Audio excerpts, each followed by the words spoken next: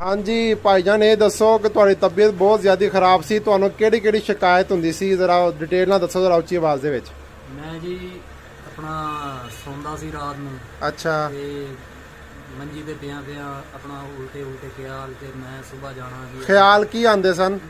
ਬੁਰੇ ਖਿਆਲ ਵੀ ਮੈਂ ਅੱਡੇ ਤੇ ਜਾਣਾ ਜੀ, ਮੇਰਾ ਐਕਸੀਡੈਂਟ ਹੋ ਜਾਣਾ, ਅੱਛਾ, ਮੇਰੇ ਜੀ ਐਵੇਂ ਮੈਨੂੰ ਅਟੈਕ ਹੋ ਜਾਣਾ। ਅਟੈਕ ਹੋ ਜਾਣਾ। ਹਾਂ, ਅਗਰ ਮੈਂ ਰੋਡ ਵੱਲ ਗਿਆ ਤੇ ਮੇਰੇ ਤੇ ਬੱਸ ਚੜ ਜਾਣੀ ਜਾਂ ਗੱਡੀ ਚੜ ਜਾਣੀ, ਮੈਂ ਮਰ ਜਾਣਾ। ਬਿਲਕੁਲ ਐਵੇਂ ਹੀ ਹੈ ਜੀ। ਅੱਛਾ, ਕੰਮ ਕਰਨ ਨੂੰ ਦਿਲ ਬਿਲਕੁਲ ਨਹੀਂ ਸੀ ਕਰਦਾ ਹੈਗਾ। ਨਹੀਂ, ਬਿਲਕੁਲ ਨਹੀਂ। ਤਬਖੀਰ ਦਿਮਾਗ ਤੇ ਬਹੁਤ ਜ਼ਿਆਦਾ ਚੜਦੀ ਸੀ, ਪੇਟ 'ਚ ਤੇਜ਼ਾਬੀਅਤ ਬਹੁਤ ਜ਼ਿਆਦਾ ਹੁੰਦੀ ਸੀ, ਬਹੁਤ ਜ਼ਿਆਦਾ ਹੁੰਦੀ। ਗੈਸ ਤੇ। ਬਿਲਕੁਲ।